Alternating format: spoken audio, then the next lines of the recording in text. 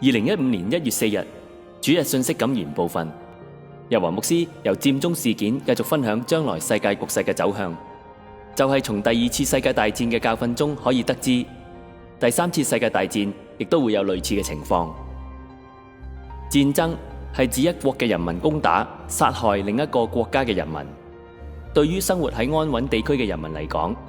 殺人從來亦都唔係一件輕易嘅事情，尤其係現今國民普遍享受住和平帶嚟現代文明嘅繁榮同埋享樂，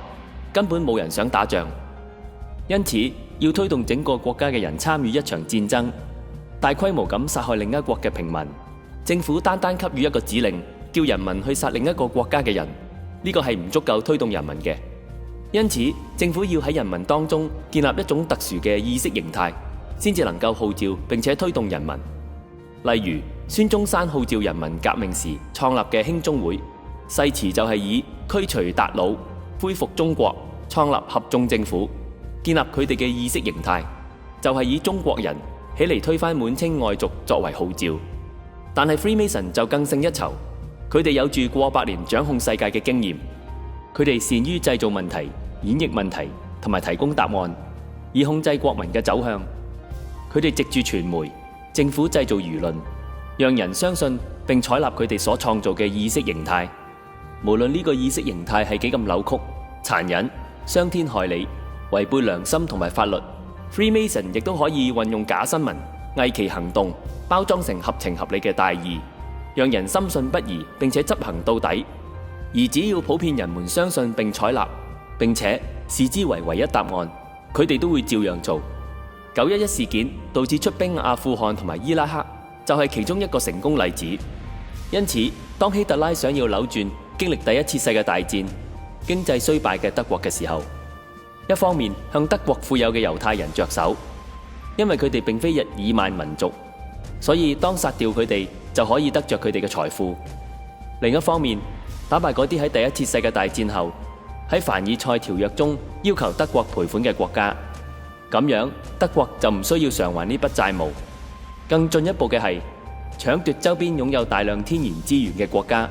以擴大佢嘅版圖，令德國唔單止擁有生存空間，甚至最終可以統治整個歐洲。然而，為住掩飾呢啲自私嘅動機，希特拉就需要改變人民嘅意識形態，將殺害猶太人同埋侵略別國變成理所當然嘅大義。例如，將猶太人塑造成破壞全世界嘅民族。縱使猶太人居住喺德國多年，並已經落地生根，當普通國民亦都認同自己係優越嘅日耳曼民族，而猶太人則係可恨可殺嘅時候，即使猶太人冇殺害過德國人，但係德國人卻喺第二次大戰期間集合歐洲所有嘅猶太人，將佢哋殺掉，並搶奪佢哋所有嘅財產。同樣，當德國人懼怕共產黨，認為共產黨對德國有害嘅時候，因着呢種意識形態，德國就會出兵討伐蘇聯。On September 1st, 1939, a massive German force invaded and conquered Poland within a month. It was the start of the Second World War. In April 1940, Germany occupied Denmark and Norway. In May, the German armed forces attacked France, the Netherlands, Luxembourg, and Belgium. In June, Paris fell, and France surrendered. The swift and unexpected victory over France avenged Germany's defeat and humiliation in the First World War. It propelled Hitler to a new level of popularity and trust among the German people.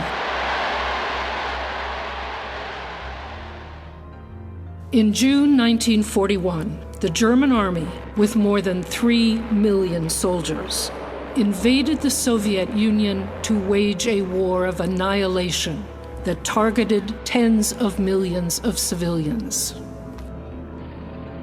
Under conditions of war and military occupation, the Nazi regime could pursue its political and racial goals with more radical measures.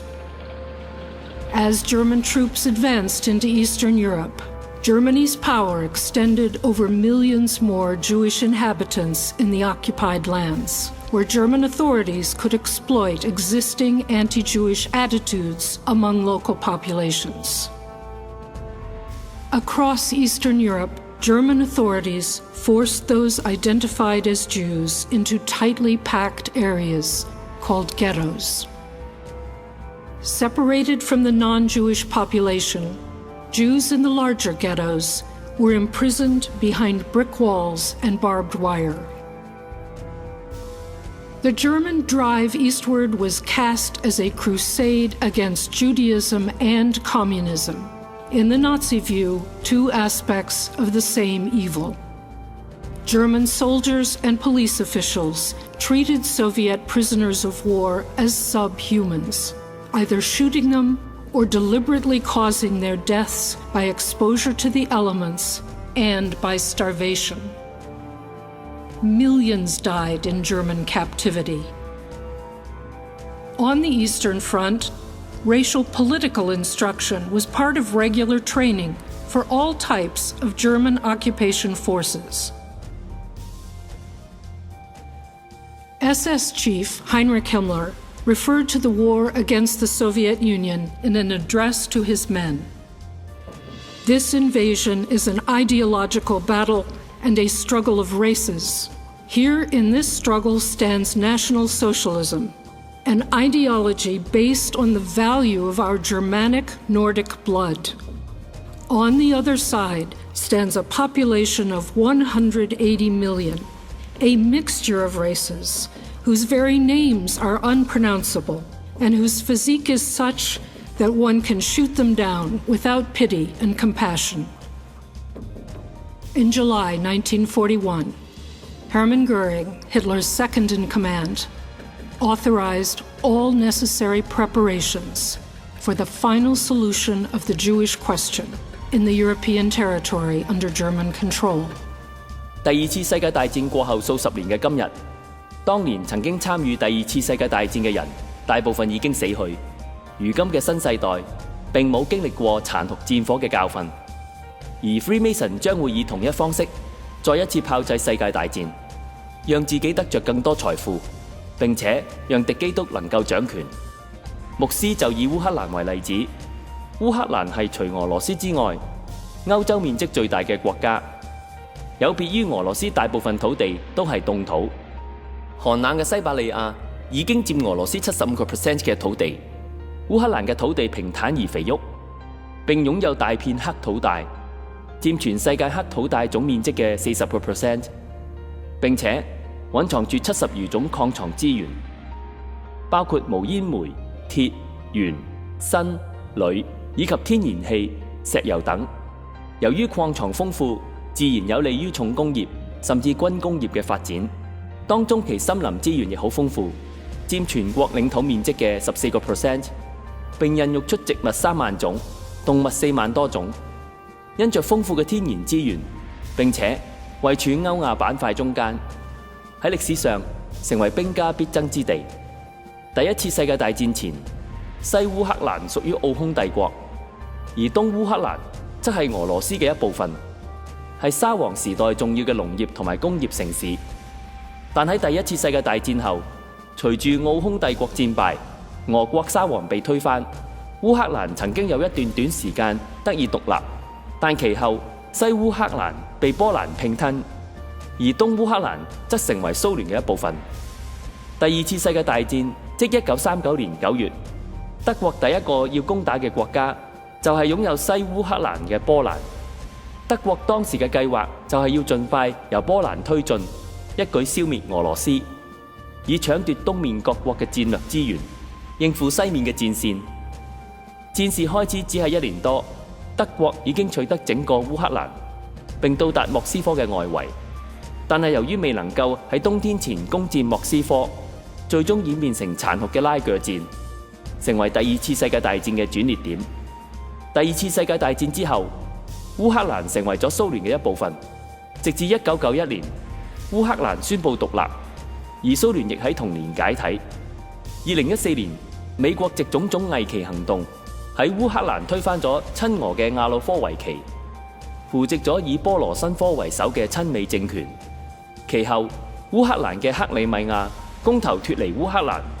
加入俄羅斯；而頓涅茨克州同埋盧甘斯克州亦公投獨立。現時與政府軍維持敵對狀態，烏克蘭陷入分裂邊緣。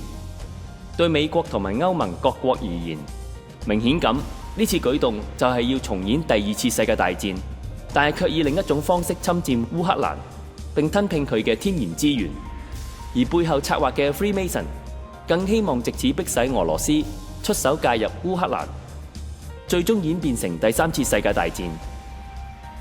And for President Obama to say it would be a profound interference in Ukraine's internal affairs for Russia to do anything in the Crimea is so hypocritical when you think that the United States and the EU leaders, particularly Germany, have interfered over and over and over again into the internal affairs of the Ukraine, promoting a coup d'etat which led to the ouster of the current government and the seizure of power by a semi-fascist government led by or installed in power by a rump session of parliament. The United States and the EU are so arrogant, and Obama is telling Russia now. Now, remember, Germany invaded the Ukraine in 1918. They invaded again in 1941 with Hitler, who sent 80% of his divisions. The German imperial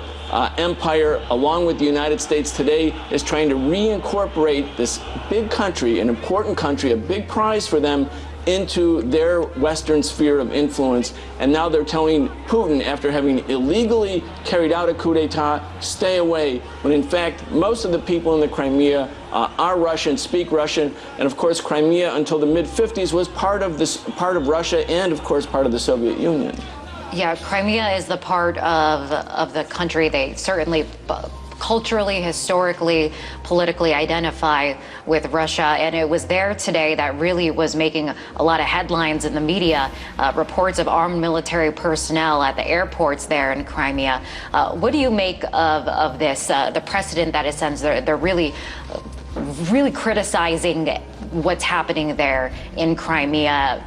speculating the extent of the Russian intervention there. I mean, when you look at other conflicts in the past, Kosovo, Serbia, where there was intervention, I mean, how do you kind of frame that into what's happening today, looking at past We have to look at it in the broader historical pattern. Since the Soviet Union collapsed in 1991, and for the last 23 years, the United States, the EU, what became the EU, and the NATO powers have step by step been moving east, trying to incorporate all of the former socialist bloc governments in Eastern and Central Europe and all of the former Soviet republics that were not Russia into NATO or into a Western economic alliance. And that's an attempt to isolate Russia, to dominate Russia, to create a ring of iron around Russia. And why? The United States says it's because they're for freedom or democracy or some noble cause. But the real goal is to be able to dominate, exploit this resource-rich and geostrategically important part of the world, where the United States sees Russia as a primary competitor, not because Russia is threatening the West, but because Russia is asserting its own rights to have neighborly relations with countries that have been historically tied to Russia. This is economic imperialism and political imperialism that we've seen manifest today in the coup d'etat that overthrew the elected government in the Ukraine. And for Obama to say to the Russian government now, stay out, you don't have any rights in the Crimea, again, is an example of unrestrained arrogance. 好似日華牧師所提及，現今烏克蘭嘅局勢正係第三次世界大戰嘅前奏。除咗因為同第二次世界大戰嘅局勢相似之外，更重要嘅原因，啟示錄亦早已預言，將來俄羅斯會一路南下，攻打以色列。因此，烏克蘭被西方併吞，以及俄羅斯經濟崩潰，將導致俄羅斯冇其他嘅選擇，於是參與第三次世界大戰。